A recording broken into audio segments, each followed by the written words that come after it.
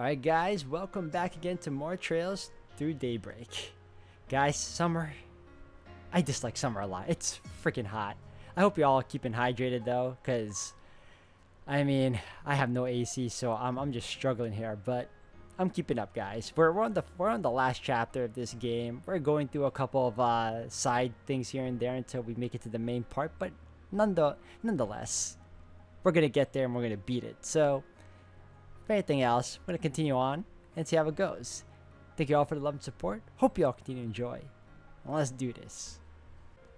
Alright, we got a couple more connect events to finish through, so let's take care of that first. I think we're going to work on Elaine's request, which is apparently Elaine wants my advice on something. It's pretty uncommon for her to come to me. I'll go if I can make some time, which we can.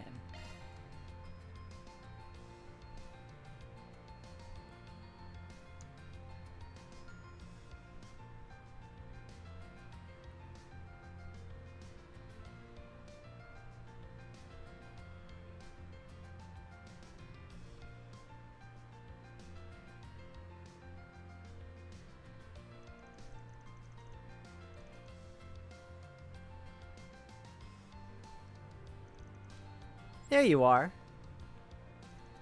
You're both awfully early. We hopped on an early train because we really wanted to see you. These are the siblings you met, right? Yes, they're the ones who were abducted in that case last year. September of last year? That was when you took down a criminal group that was working for Armada, yeah? That's right. It was a case that led to me accepting my promotion to A rank. I didn't realize you knew about the incident.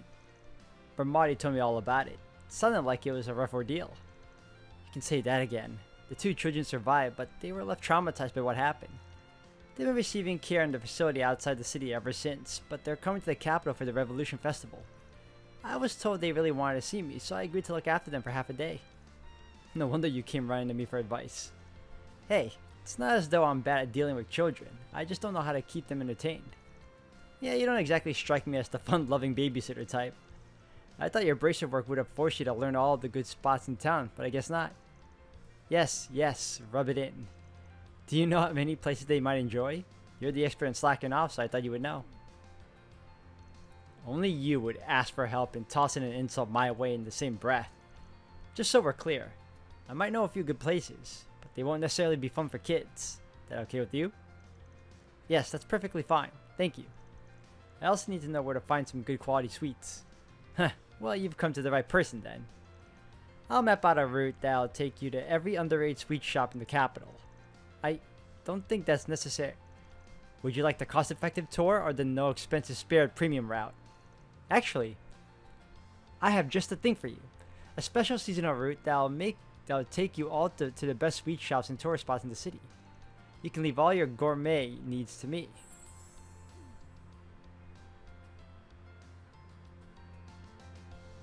Okay, I think she can take this from here. We aren't interrupting your date, are we? You don't need to worry about that, kiddo. I just came here to make sure she got here okay. That's good. I did think you looked a little old for her, but I was worried we spoiled your fun by coming early. Hang on a sec. You got it all wrong. The two of us are the same age. What? Really? I never would have guessed. I can hardly blame you. He could easily pass as a 30-something-year-old. Oh, so this is the thanks I get. I see how it is. Come on, say hello. Is she mute? Unfortunately, yes, she lost the ability to speak after what she went through. It doesn't look like she's recovered.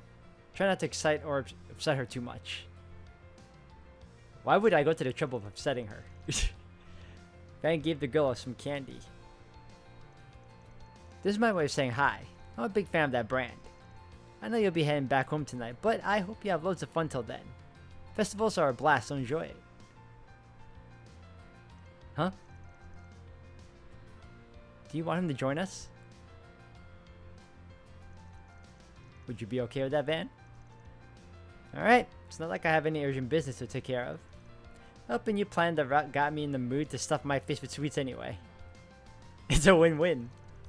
Just don't go spoiling them, okay? I know. Well, you kiddos ready to get going? Yep. Van and Elaine led the two children on a tour of the festival. They brought them to many of Edith's best sweet stores and tourist spots. To Van and Elaine's delight, the children were enjoying themselves immensely, and they could feel the two of them opening up little by little. Eventually, they set off on the Old Town, their final stop in the tour.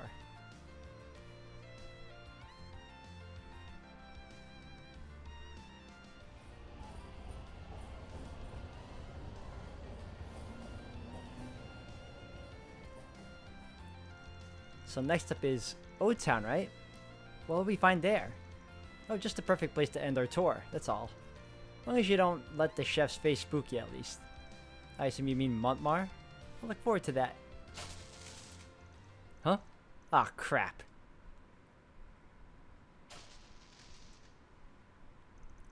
This happens from time to time. The lights down here haven't been replaced in a while. The both of you are unharmed, right? Don't worry, it's okay. No one's here to hurt you.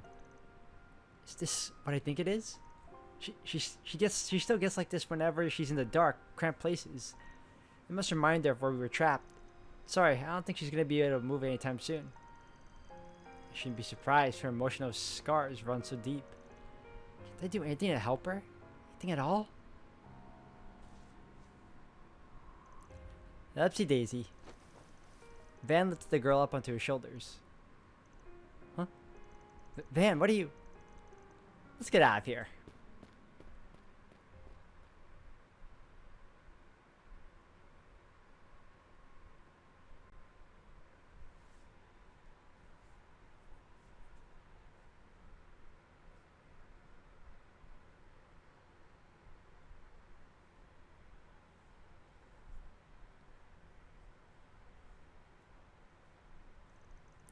And here we are.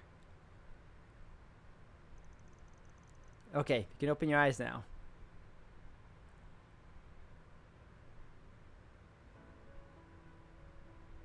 Oh, you gave her the sight of a nice view. Okay.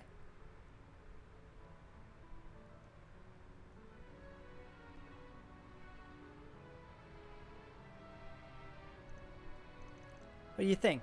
Pretty sweet view, huh? You can even see Treon Tower from here. We're on the roof of where I live. Area's not the best tourist spot in town, but I like it just the same. Excuse me. Pretty roomy and bright, right? If any weirdos come knocking, you'll see them from a sledge away. And if push comes to shove, I'm sure she'll be more than happy to cut anyone down to size. You got nothing to worry about here, I promise. I'd appreciate it if you didn't make me look like a bloodthirsty savage. It's really nice here. Agreed. Might be a little old and musty, but other than that, it ain't too shabby. Alright, now that you've seen this, let's head back down to the bistro on the ground floor. They make some pretty mean desserts. I'm sure you'll love. I know I do.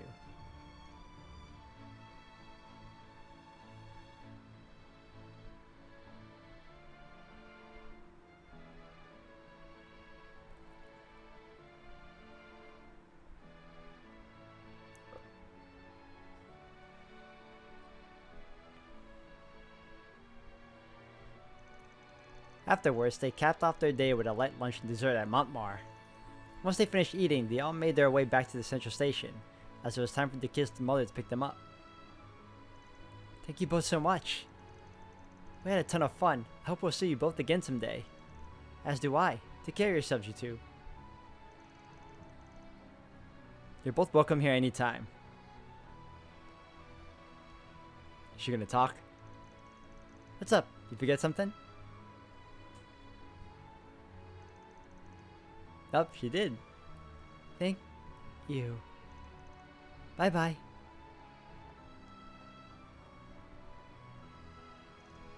Van. Yeah, I know. Hey, why you turn on the waterworks? I'm just so happy. Gotcha. Well, I think this is proof that everyone's efforts weren't for nothing. They recovered because of the rehab their families love and care. And what you just did for them. What we just did for them, you mean? Thank you for everything today, Van. Nah, I don't deserve it. You did all the heavy lifting. But if you insist on letting me share the credit, we'll just say you owe me one now. I'm always happy to put an A-rank bracer in my debt. You really are unbelievable, you know that. While you can be frustrating sometimes, I'm glad you're a part of my life. We both have our flaws, but I think we compensate for each other quite nicely. There's nothing we can't handle when we're together, and that's especially true when Renee's with us. You also have your assistants at our side too. Yeah, you're right. Van bid Elaine farewell, and he returned to his work. I hope we can go back to how things once were. Never mind. Pretend you didn't hear that. But I already did. No, you can't take it back. No takesies backsies.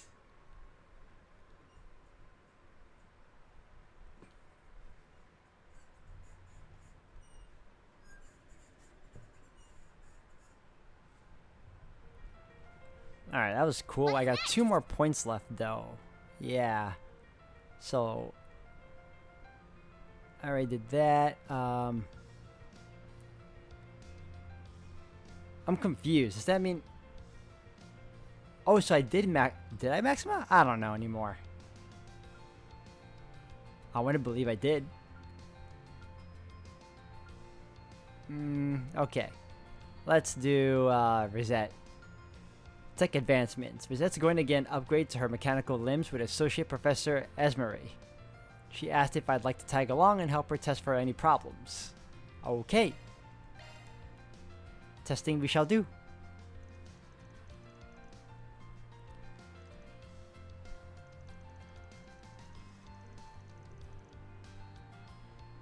And that's it. There. Your hand should be working a little bit more smoothly now.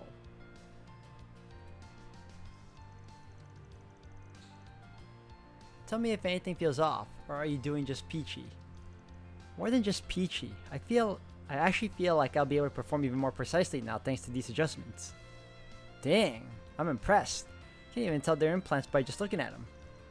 I know, right?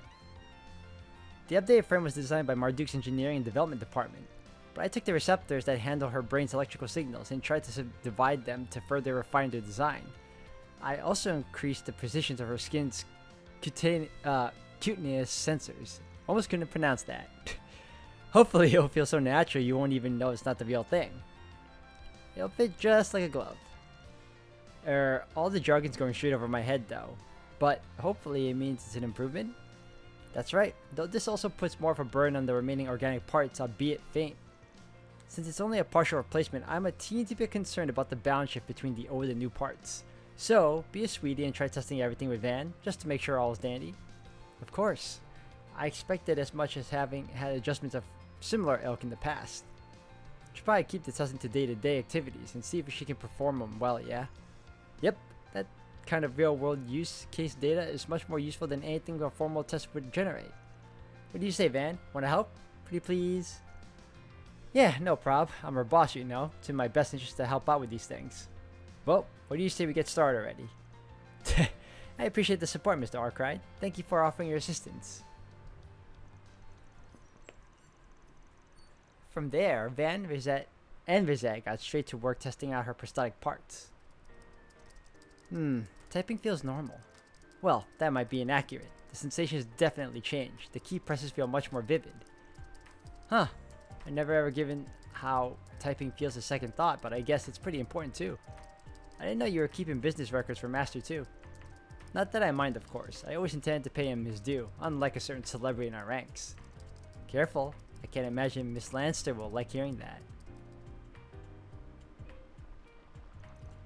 You could fool anyone standing in the kitchen like that. Could pass for a real maid. I appreciate the flattery, but I can't quite claim to be as apt as a proper maid in terms of housework. It's only appearance where I fit the part. However, I feel like I might be able to approximate my former cooking skills much more closely now. That's good, Rosette. I'm glad to hear it. Since I'm already here, would you like me to prepare you some snacks for later tonight? Oh, please and thanks. I'm usually hunting for a bite at night. Not like I can ever find anything considering Aaron loves raiding the fridge in the middle of the night, the little mooch. Alright, I'll prepare something light for you. Don't want to overburn your digestive system so late.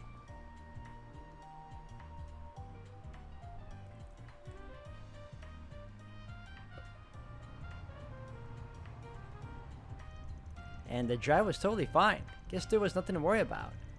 The weight on the handling and the smooth motion of the swift lever are both perfect. Am I right in assuming you customized both? You noticed? Yeah. Can't skip on quality where the driver's concerned.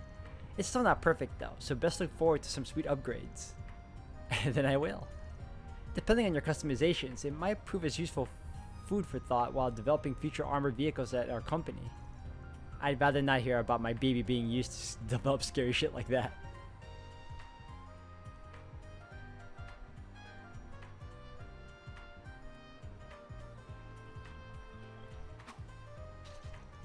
Alright, last thing to do is combat test and then we're done. Think you can give me the usual reset? It'll be my pleasure. Let's begin. From there, the combat exercise proceeded without a hitch, bringing an end to the testing regimen.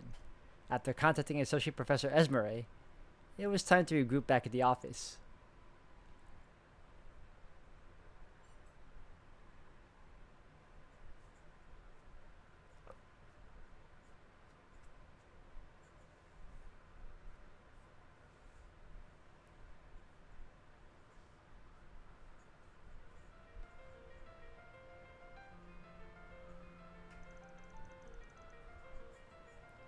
And done.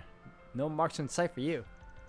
I took a look-see at the data you two got from me and everything looks hunky-dory. Your body's not straying to accommodate for the new parts. So feel free to keep using them. Are you sure? I was certain that you'd be taking them back once we were done testing. That was the plan, but I changed my mind. Let's call it a gift to celebrate the Revolution Festival. And your data indicates that the parts are now reliable enough to put to practical use. Our data quality has improved so much ever since you came here. My research has been progressing by leaps and bounds.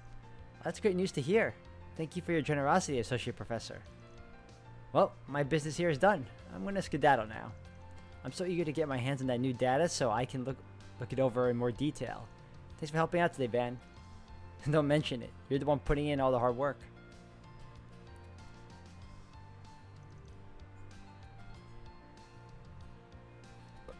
Alright. Let's take a small break and then it's back to patrolling. Sound good? Of course. Thank you again for assisting with today's test. Oh. Actually, there's one last thing we didn't test. It almost slipped my mind. It's not strictly required, so don't feel pressure to help with it. That's fine. Don't mind going for another round. Better safe than sorry, right?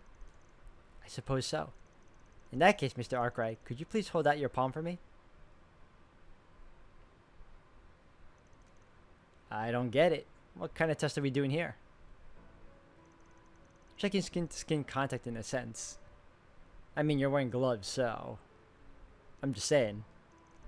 I'm checking for two different factors. First, skin sensitivity and grip to ensure no problems are present in either. As for the other one, we gauge how someone else feels when I touch them, and if anything feels wrong on their end. Gotcha.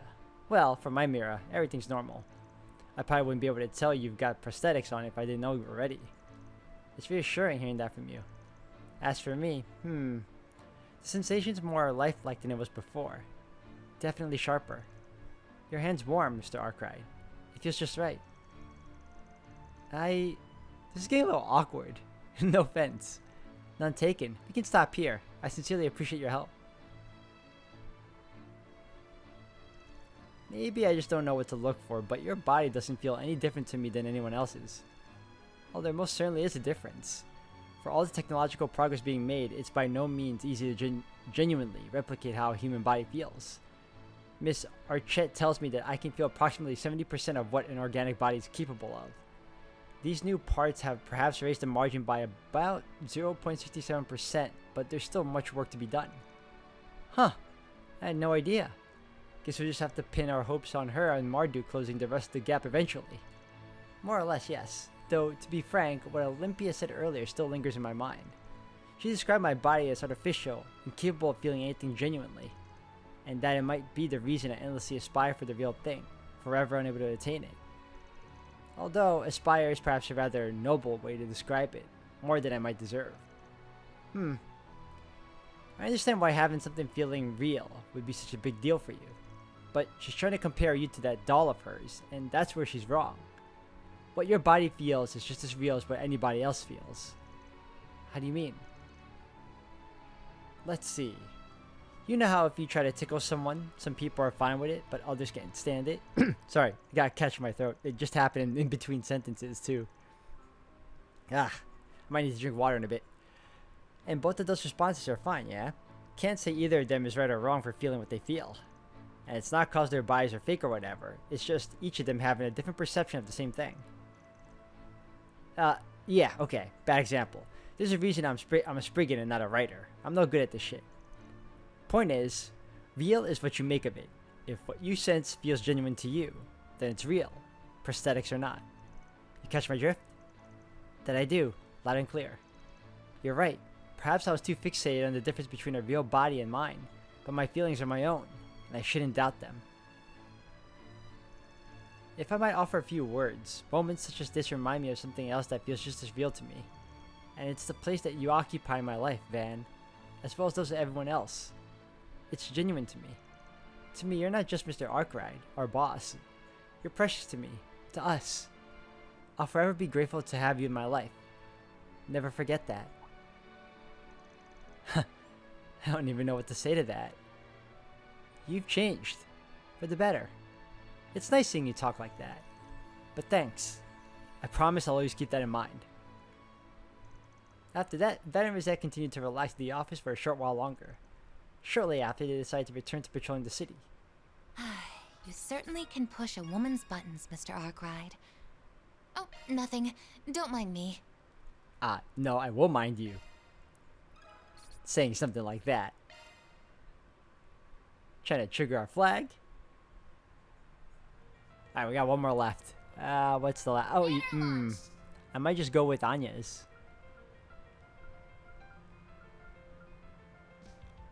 Interesting, interesting. Okay. Okay.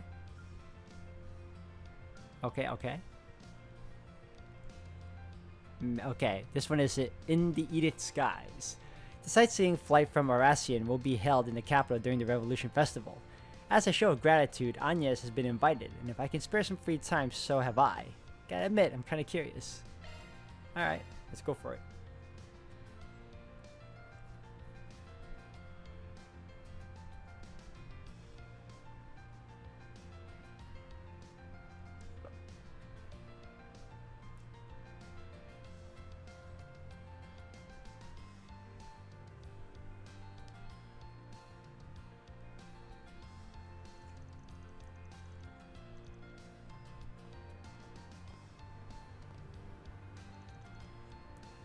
I think this is where we're supposed to meet with them. Oh, look who else is here. Van, Agnes! I had the impression this event was for children. Are you going to be taking part too? That's right. I helped them out before when they were holding the event elsewhere. They invited me to come to this event as thanks for that. And she had an extra spot, so that's why I'm here. Not that I'm complaining. I wanted to check the whole thing out myself. I'm a little jealous you get to join in too, to be honest. Would you mind keeping an eye on Yume? Yeah, I guess I can keep an eye on her. We'll have a lot of fun, Yume. Yay! Excellent. I see you've arrived with your guest, Miss Caldell. We're gonna make our way to the airport now, everyone. Stay close behind and make sure not to get lost. Okay. Then Agnes accompanied the children to the airport. There, the children were seen off by their parents and guardians as the whole group climbed on board the airship.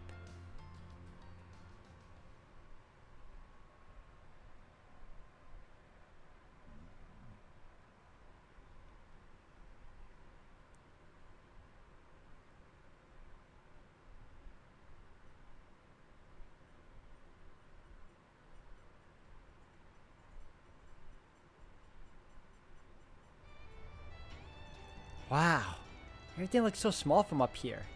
I'm almost scared to look down. I feel like I might fall.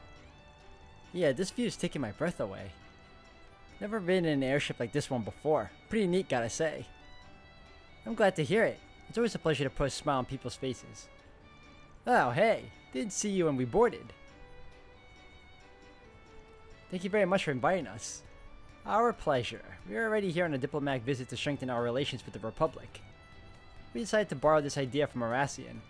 And since you've been such a great help for us, Miss Agnes, it's only fair that we extended an invitation to you. Really, I should be the one thanking you. That you would welcome us aboard your airship without a second thought. Come now, it was my pleasure.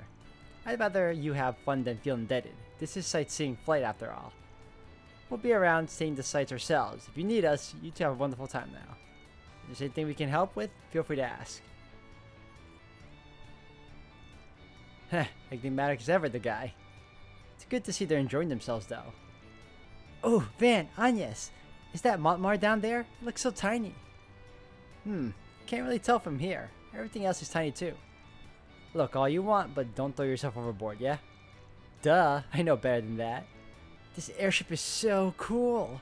I didn't know they could fly this high. But how does a ship this big fly in the sky anyway? It's a good question, and the answer is one of the greatest breakthroughs in orbital technology. This airship's flight engine converts orbital energy into an anti-gravity field. That field is used to generate lift by. Perhaps this is a bit too intricate for you on second thought. No, I get it. Tell me more. Anti-gravity? That's awesome. You really know your stuff. Admittedly, the incident in Erasmus piqued my interest on airship mechanics. I decided to brush up on engineering textbooks and airship documents when I had the time. Did you now? Props. What you talking about? I want to know. I'm interested in airships too. Come on to the Professor Claudel's Orbital Airships 101. Please, I'm no teacher, but it looks like my studying has come in handy. So in a simpler terms, an airship flies by. Anya's impromptu engineering lecture had the kids spellbound. The passengers then moved on to a special event in the seating area, leaving Van and Anya to themselves on the deck. You did good handling the little buggers. Even got them to follow along with the actual science a bit. You'd make a great teacher, I think. Well, it helped that they were all so eager to learn in the first place. All I did was sate their curiosity. Ah, there's Chion Tower. It looks so majestic from up here. Ain't a landmark for nothing. This really makes you appreciate how big it is. As it so happens, my great-grandfather was behind its design. Was he? Looks awful modern for how old it is. But that's Epstein for you. He always was thinking ahead. He played a role in the inventions of airships as well. He formed this theory on orbital anti-gravity based on data collected from the Genesis. One of his students, Professor Russell, extrapolated that theory and turned it into a functioning flight engine. The rest, as they say, is history. Man, sometimes I can't tell if you're just making stuff up about him. So he laid the groundwork that eventually got us up here? Well, that reduces it a little, but yeah. My great-grandfather's research powers all these things we enjoy. Powers, happiness, the world over. Thinking about it like that, it really makes me happy. Yeah, and that's why you've been feeling uneasy lately. Now we've got these new weapons, this arms race between the assault frame and the Panzer Soldats. I can tell it's all getting you antsy. I can't hide anything from you, can I? In his diaries, my great-grandfather wrote at length about wanting to enrich people's lives with orbital technology. He dreamed of finding a way for people, for the whole world to coexist with each other. But in this day and age, those ideals have been clouded. Military development marches on, using orbital technology for war. And one of the foremost figures pushing for the Republic's militarization is, well, President Grammart, his grandson and my father. Sometimes I feel helpless thinking about it. I think that's a problem for all of us. You shouldn't feel like you have to shoulder it all by yourself. But I get why it's important to you. It's personal. Exactly. There's this one passage from his diaries that I always come back to. Orbital technology will grant man the power to reshape the entire world. And man will misstep on this new journey, but eventually he will find a path that leads to truth and harmony. He then discussed what those missteps might be, and what developments might come with them. Chief among his worries was the arms race we see today, an insatiable lust for power. Power that perhaps we weren't meant to wield. Come to think of it, he first pushed the idea of singularities too, didn't he? I kinda get it, but it all just sounds so ludicrous to me. But well, if anybody knew their orbital stuff, it was him. Hard not to take his word for it. I'm just confused. On one hand, I have my great-grandfather who saw in orbments an instrument of peace. And on the other hand, I have my father who's using orbments to lead this country down a dark and disturbing path. What do I do with myself? What do I do with the future? I feel like I'm being swept up in this tide of change, and I'm powerless to stop it. You ask me though? I think your great-grandpa's smiling from up there. What do you mean? You're working with a Spriggan. You're sticking it to A. You've been even taking the Genesis back. Hell, even went to harassing against your dad's wishes. None of that would have happened if you didn't take these things so seriously. But I feel like all those things just happen around me. I've only ever been searching for what I need to do and what my purpose is. But it takes a certain kind of person to look for that purpose to begin with. So the way I look at it, you're doing him mighty proud. It's clear to me you care a lot about your family and your country. And that's why you're doing what you're doing. Makes sense to me. You want the power to see your decision through when you finally make it. Am I right? Well, maybe you're right. I've still got a long way to go, but I think I'm getting there step by step. That's all I can do for now. Just keep moving and keep learning about the world around me. Trusting my great-grandfather's visions for the future. Trusting my father's leadership as president. And trusting myself with my curious little job that's neither black nor white. That's the spirit. I really do owe you a lot, Van. I see my life in a much different way than before. I have you to thank for that. I will repay you someday. Of that I'm sure. It's nothing. I was just a mirror for you is all. The way things are going, I think we'll have this Genesis business taken care of soon too. Just gotta take things as they come, yeah? I do hope so. Attention passengers, we hope you've enjoyed your trip in the skies above Edith. We will be landing back at the airport shortly. We ask all passengers on the deck to please return to your seats and remain seated for landing. Has it really been that long? I hardly feel any time's passed at all. Time flies when you're having fun on an airship, huh?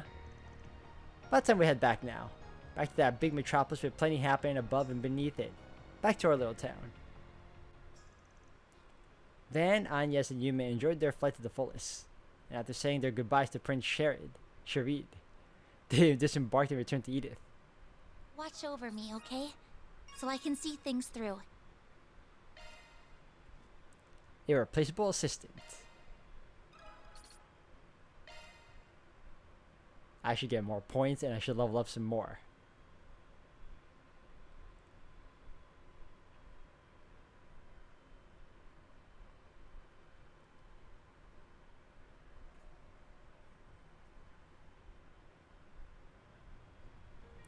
Alright, let's do a quick save. We went through all the connections so far.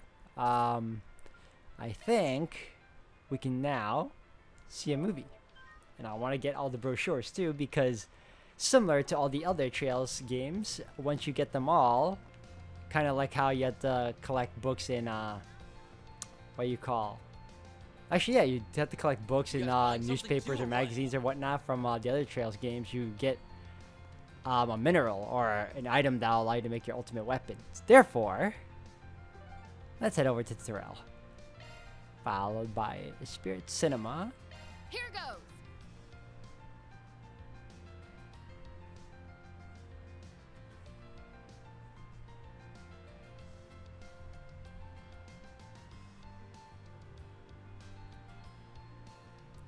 Okay. Hold on a second. What?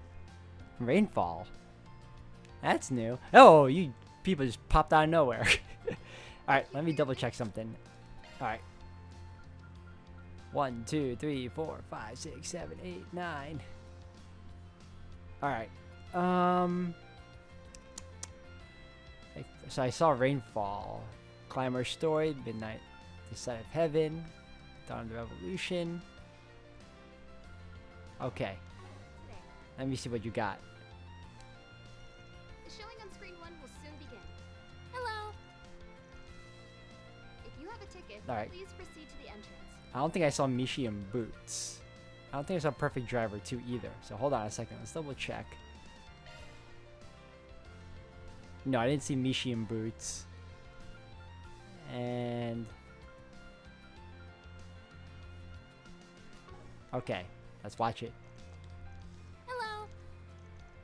Alright, I can watch Mishi and Boots and then Perfect Driver 2. I don't think I saw Gloria Dawn of the Revolution. Remember your visit. How many tickets do you wish to buy? And then who should I invite? I'm with Judith. Judith? Yes, I'm with Judith right now. So let's do it. Thank you for your visit today. And let's go. The showing Ben decided to let everyone loose so he could watch it. Yep.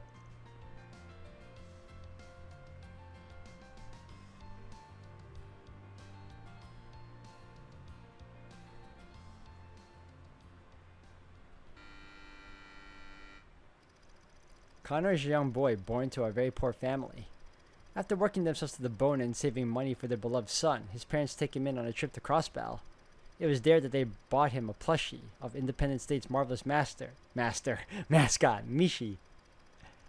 Through some mysterious magic, the Mishi plush gains a mind of its own, allowing it to speak with Connor. What the hell is this, Ted? Mishi's sole dream is to wear clothing and live like a normal human being. However, in order to achieve his dream, he must first grant a human's wish. Connor, more than happy to be the wish bearer, promises to get Mishi a full set of clothes. Overjoyed, Mishi grants his wish without a second thought. In return, Connor gives Mishi a shirt, a pair of pants, and some spare socks. The last thing Mishi needed to become human was 2 long boots. But just as his dream was on the cusp of realization, Connor had a thought. A very selfish thought. It's kind of convenient to have Mishi around.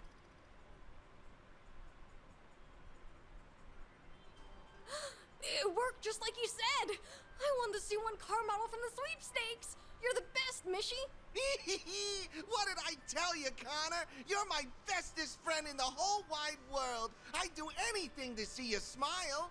So, how about getting me those marvelous boots now, huh? Then I can become a real human. We can go on walks and dance till the sun goes down.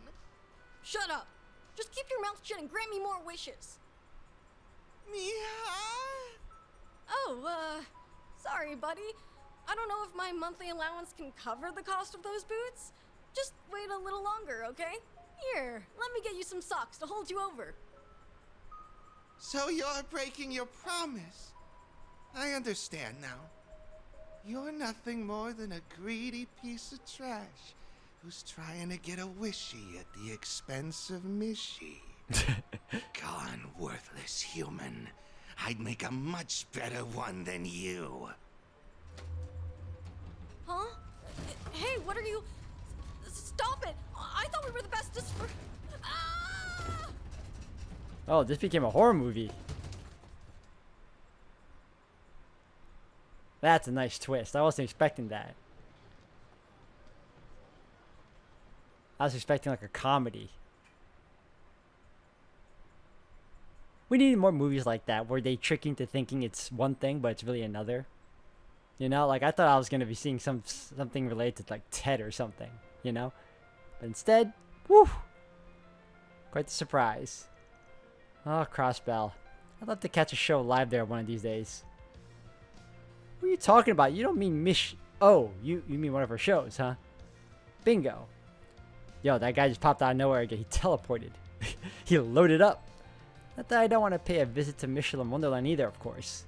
A good vacation there where I can just take off, indulge in a ton of local theater, and maybe get Mishi to hug me once or twice sounds just perfect. Not that I'll get the chance to anytime soon with my work schedule being so hectic, unfortunately.